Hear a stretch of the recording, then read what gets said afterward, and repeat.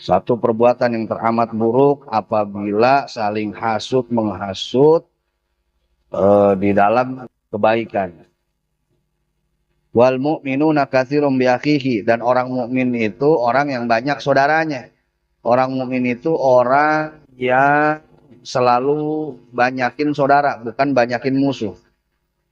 Balil ladzi yambagi lil murid, bahkan seharusnya bagi seorang murid ayyuhibba bi batinihi, dia hendaknya menyukai dengan batinnya, wa yajtahida bi dzahirihi, dan bersungguh-sungguh dengan zahirnya, fi jam'in nas, untuk mengumpulkan manusia, ala thariqillah, dalam jalan menuju Allah subhanahu wa ta'ala, wal istighali bi ta'atihi, dan menyibukkan diri dalam ketaatan kepada Allah subhanahu wa ta'ala. Wala yubali, dan jangan memperdulikan afadaluhu am fadalahum, apakah dia yang dipuji atau mereka yang dipuji.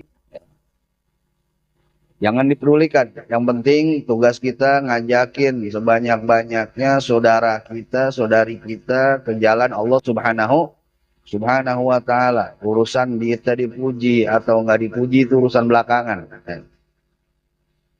Fa inna dzalika rizqum minallah, karena yang demikian itu merupakan satu anugerah dari Allah subhanahu wa ta'ala. Wa huwa subhanahu wa ta'ala yakhtasu birrahmatihi may yasha, dan Allah subhanahu wa ta'ala memilih dengan rahmatnya orang-orang yang dikehendaki. Yang jelas tugas kita mengajak saudara-saudari kita ke jalan Allah subhanahu wa ta'ala sebanyak-banyaknya. Urusan nanti kita dipuji atau enggak dipuji itu urusan belakangan. Itu urusan Allah subhanahu wa ta'ala, karena Allah subhanahu wa ta'ala memilih orang-orang sesuai dengan apa yang Allah subhanahu wa ta'ala kehendaki. Wa fil qalbi, dan di dalam hati, akhlakun katsiratun mazmumatun, terdapat berbagai macam akhlak mazmumatun yang tercela.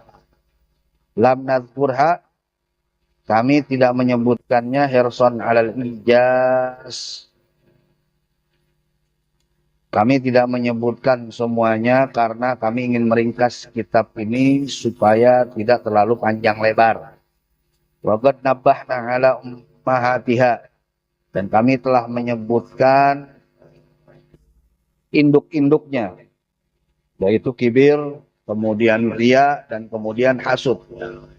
Itu tiga penyakit hati yang besar. Selain itu masih banyak lagi. Anak-anaknya masih banyak lagi, cuman di sini Al-Habib Abdullah bin Al-Haddad tidak menyebutkan satu persatunya supaya kitab ini bisa menjadi lebih ringkas. Wa ummul jami, dan induk dari segala penyakit hati itu, wa asluha wa magrisuha, atau pangkalnya dan tempat tumbuhnya penyakit-penyakit hati itu adalah hubud dunia, cinta dunia.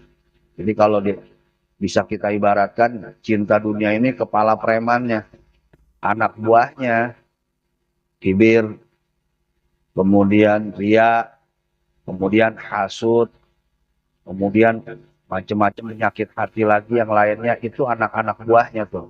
Ya. Kalau kita lawan anak buahnya, anak buah yang satu kalah sama kita, ntar datang lagi anak buahnya yang lain. Kita kalahin, datang lagi anak buahnya yang lain. Nah, kita matiin hasud, datang kibir. Kibir kita matiin, datang riya. Riya kita matiin, datang lagi hasud, balik lagi. Ya, gua kelar-kelar. Tapi kalau kita matiin kepala premannya, hubud dunia, pangkalnya. Kalau kepalanya kita matiin, insya Allah anak buahnya juga bakal ikut mati. Bakal kabur. Hubud dunia nih. Pangkal seluruh penyakit hati itu cinta dunia. Fa hubbuha ra'su kulli khati'atin. Cinta dunia itu merupakan sumber segala kesalahan, sumber segala kejahatan, kama warada, sebagaimana yang telah diriwayatkan baik dari Al-Qur'an ataupun As-Sunnah. Wa idza salimal qalbu minhu, dan jika hati telah selamat dari hubud dunya, faqad soluha, maka hati akan selaras. Wa sofa, dan hati akan bening. Wa tanawwara, dan hati akan bersinar. Wa toba, dan hati akan menjadi baik. Wa ta'ahala liwaridatil anwar, dan hati akan menjadi layak untuk menerima berbagai macam cahaya-cahaya nur dari Allah Subhanahu wa taala. Wasaluha, dan juga hati menjadi pantas lil mukasyafati bil asrar, untuk mendapatkan penyingkapan berbagai macam rahasia dari Allah Subhanahu wa taala. Paham? Ya.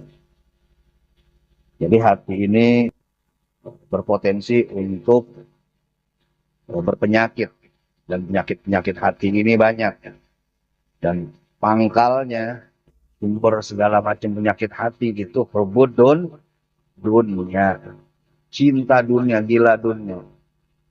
Tapi memang kita bukan nggak boleh untuk mengumpulkan dunia, bukan kita nggak boleh untuk cari dunia, bukan. Ya. Bukannya kita nggak boleh untuk cari dunia, boleh kita cari dunia. Karena dunia juga kita butuhkan untuk menunjang ibadah kita. Kita sholat, harus tutup aurat. Tutup aurat itu harus pakai pakaian yang layak. Pakai pakaian yang layak, nggak bisa kita dapetin kalau kita nggak beli. Kita nggak bisa beli kalau kita nggak punya duit. Kita mungkin nggak bisa punya duit kalau kita nggak usaha atau kita nggak kerja. Usaha atau kerja itu urusannya atau perkaranya perkara dunia. Jadi bukan berarti kita nggak boleh cari dunia.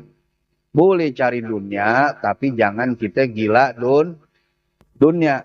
Cari dunia yang bermanfaat buat akhirat kita.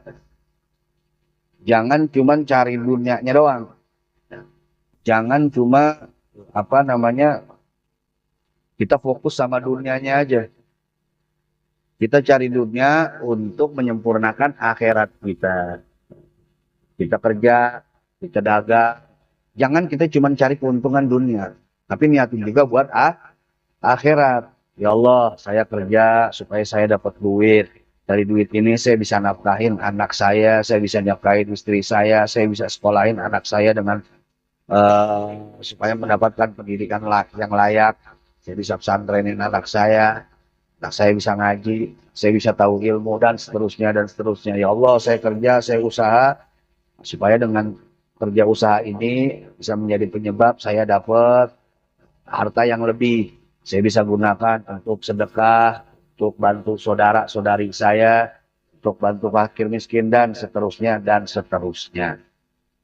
Kata Nabi Shallallahu Alaihi Wasallam, "Kamin amalin yatasawwaru bi surati amali dunya fayasiru min a'malil akhirah bi husni niyyah."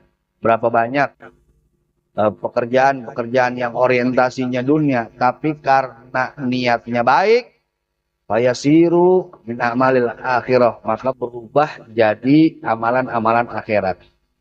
Ada orang berangkat kerja dari pagi sampai sore, berangkat ke PT. Orientasinya dunia apa akhirat? Dunia.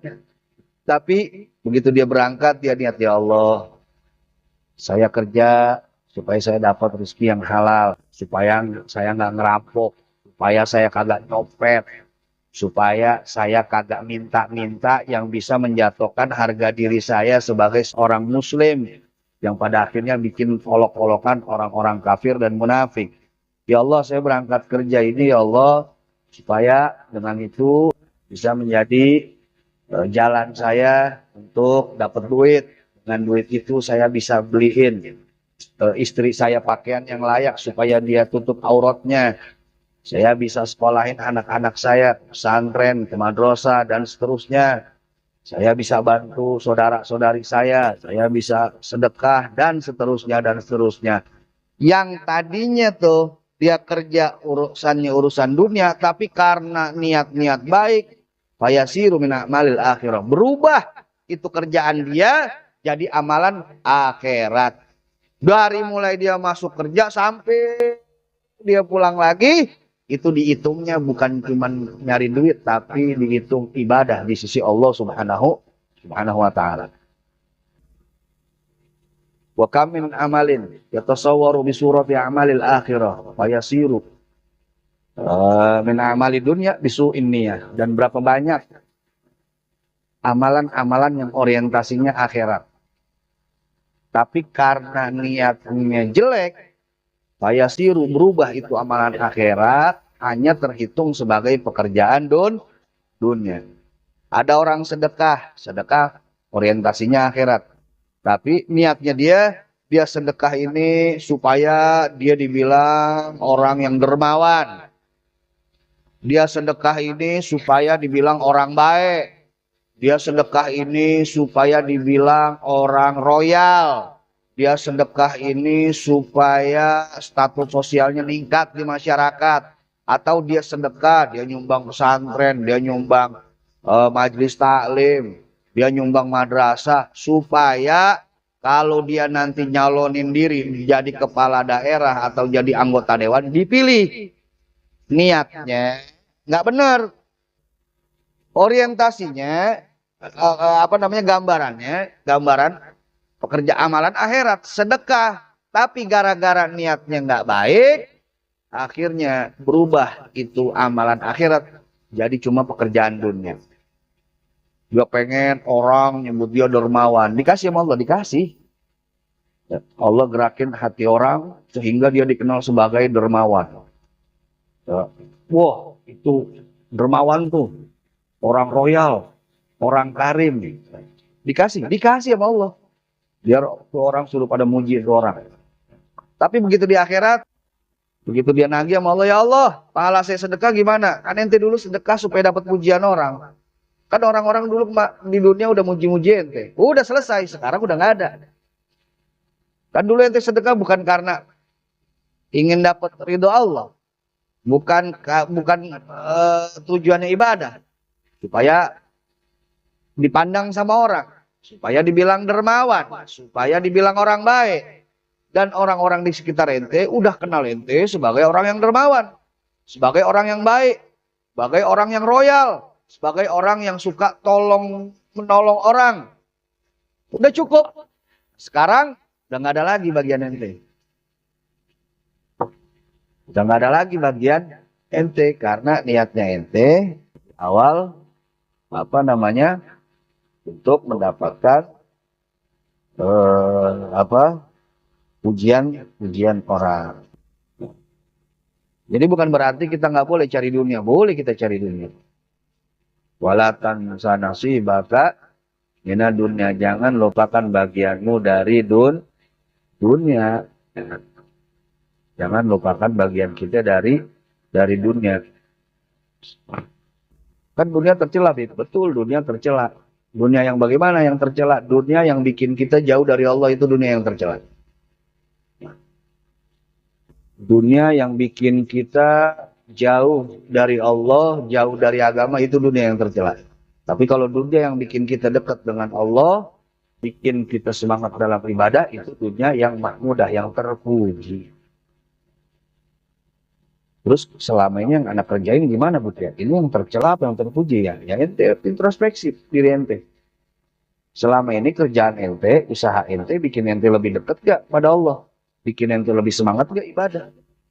Kalau misalkan kerjaan ente, usaha ente bikin lebih ente semangat untuk ibadah, bikin lebih dekat kepada Allah, ya gampang untuk meluangkan waktu untuk mengerjakan kebaikan. Insya Allah dunia yang sedang kita jalanin dunia yang baik. Tapi kalau misalkan dunia yang sedang kita jalanin sekarang ini bikin kita susah buat ibadah, pengen ngaji aja susah banget, kagak bisa melulu. Ya. Ada ini, ada itu, ya. Ada urusan ini, ada urusan itu, ada aja pokoknya halangannya dah. Dijauhin banget dah kita. Ya. Susah banget pengen ngaji kayaknya ya. Susah banget pengen ke majelis taklim. Ibadah berat banget kayaknya. Nah, jangan-jangan dunia yang kita sedang jalan ini dunia yang kagak baik. Na'udzubillahi min dzalik. Dan mudah-mudahan Allah Subhanahu wa taala kasih kita perkara dunia yang berkah, yang bikin kita makin semangat ibadah, yang bikin kita makin dekat kepada Allah Subhanahu wa ta'ala. Jadi bukan berarti kita nggak boleh cari dunia, boleh cari dunia, tapi jangan kita gila dunia. Jangan kita habisin waktu untuk kumpulin dunia sampai kita lupa sama sholat. Gara-gara dunia sampai kagak sholat, gara-gara dunia sampai kagak puasa, gara-gara dunia sampai nggak pernah nongol di majelis taklim, gara-gara dunia sampai susah banget kayaknya ibadah. Berarti dunia yang sedang kita jalani itu dunia yang tercela. Kalau udah begitu tuh, itu bakal timbul berbagai macam penyakit hati. Karena hubung dunia ini pangkal segala macam penyakit hati, pangkal segala macam kesalahan.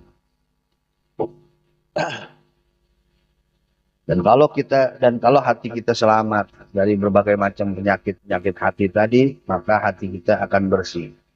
Hati kita akan bening. Hati kita akan mudah menerima cahaya dari Allah Subhanahu wa taala. Hati kita akan dianugerahi oleh Allah Subhanahu wa taala sesuatu yang bisa atau yang bikin kita gampang ngebedain mana yang salah, mana yang benar, mana yang salah. Ada orang-orang tertentu yang Allah Subhanahu wa taala anugerahi hatinya sesuatu pembeda sehingga dia dengan mudah mendeteksi, oh ini nggak baik, oh ini baik, dan gampang untuk diajak kebaikan, susah untuk diajak keburukan. Jadi kalau hati kita ini sudah dianugerahi oleh Allah Subhanahu wa taala suatu pembeda yang bikin kita lebih mudah untuk membedakan mana yang baik, mana yang nggak baik.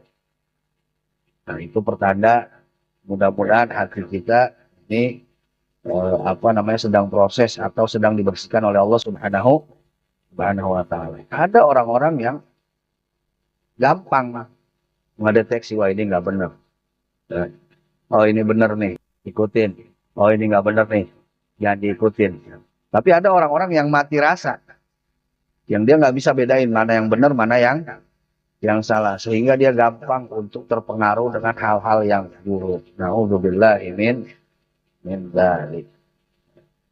Makanya jaga hati kita, karena hati kita ini lebih berharga ketimbang anggota tubuh kita. Dan penyakit hati ini lebih berbahaya ketimbang penyakit fisik. Sudah saya sering ulang-ulang, penyakit hati lebih berbahaya, lebih mengerikan, lebih mematikan ketimbang penyakit fisik. Kenapa? Karena kalau penyakit fisik imbasnya cuma di dunia aja, nggak kebawa sampai akhirat. Ada orang yang meninggal gara-gara stroke. Enggak tuh, dia disiksa di dalam kubur. Ditanya sama malaikat, ente meninggal kenapa? Gara-gara stroke. Oh, berarti kalau gara-gara stroke deh banyak dosanya nih. Sikat, tidak ada. Ente meninggal kenapa? Meninggal gara-gara serangan jantung. Gara-gara serangan jantung, terus disiksa sama malaikat. Tidak ada. Jadi penyakit fisik imbasnya cuma di dunia aja, nggak kebawa sampai akhirat. Nggak ditanya sama malaikat, ente meninggal gara-gara penyakit apa? Cukup di dunia aja. Tapi beda dengan penyakit hati. Kalau penyakit hati imbasnya bukan cuma di dunia, tapi juga berpengaruh di akhirat. Berapa banyak kita dengar orang yang disiksa gara-gara penyakit sombong, gara-gara penyakit riya, gara-gara penyakit hasud, dan seterusnya. Imbasnya bukan cuma di dunia aja, tapi juga berlanjut sampai akhirat. Makanya penyakit fisik lebih berbahaya, lebih mengerikan, lebih mematikan. Penyakit hati lebih berbahaya, lebih mengerikan, lebih mematikan ketimbang penyakit fisik. Dan penyakit fisik kenapa bisa lebih bahaya, lebih mengerikan, lebih mematikan, dan penyakit hati maksudnya itu bisa lebih bahaya, lebih mematikan, lebih mengerikan ketimbang penyakit fisik. Karena kalau penyakit fisik, kalau kena kepada orang yang beriman, dia sabar dengan penyakit itu. Itu penyakitnya bisa jadi penggugur dosa-dosa dia dan bisa menjadi penyebab derajat dia diangkat lebih tinggi di sisi Allah Subhanahu wa taala. Enaknya jadi orang Islam tuh begitu tuh. Kena penyakit, kalau dia sabar, kalau dia ridho, kalau dia ikhlas menerimanya, itu penyakit jadi obat buat dia. Ya, jadi penggugur dosa-dosanya dia. Jadi apa namanya, penghapus kesalahan-kesalahan, kehilafan-kehilafan yang dia lakukan. Dan dengan demikian derajatnya akan diangkat lebih tinggi di sisi Allah Subhanahu wa taala. Beda dengan penyakit hati. Kalau penyakit hati, kita kena penyakit hati, bukannya gugurin dosa, justru malah tambah dosa. Bukannya ngangkat derajat kita, justru ngundang laknat, undang murka dan siksa dari Allah Subhanahu wa taala. Karena itu penyakit hati lebih berbahaya ketimbang penyakit fisik. Penyakit hati lebih mengerikan ketimbang penyakit fisik, dan penyakit hati lebih mematikan ketimbang penyakit fisik. Karena itu kalau aja untuk penyakit-penyakit fisik aja kita sedemikian rupa menjaga diri kita. Kita batasin makanan kita. Kita nggak mau makan ini, takut darah tinggi kita naik. Kita nggak mau makan ini, takut kolesterol kita kambuh. Kita nggak mau makan ini, takut asam urat kita naik. Dibatasin tuh makanan-makanan. Ya. Kagak mau makan daging kambing, takut apa? Takut darah tingginya naik. Takut ini, takut itu. Nggak mau makan ini, nggak mau makan ini. Wah, apik banget tuh menjaga diri kita tuh, ya, supaya penyakit fisik kita nggak kambuh. Kalau misalkan sedemikian apiknya kita ngejaga makanan supaya nggak bikin penyakit fisik kita kambuh, harusnya kita lebih apik lagi untuk jaga hati kita dari berbagai macam penyakit hati. Karena penyakit fisik nggak ada apa-apanya, nggak ada berimbas apa-apa. Kita meninggal gara-gara stroke, kita meninggal gara-gara darah tinggi, kita meninggal gara-gara kolesterol, kita meninggal gara-gara jantung. Itu nggak ada efeknya di akhirat, nggak bakal ditambah siksaan kita, enggak. Tapi beda dengan penyakit hati, ini bakal diperhitungkan sampai akhirat. 6, ya. Karena itu pandai-pandai jaga hati kita.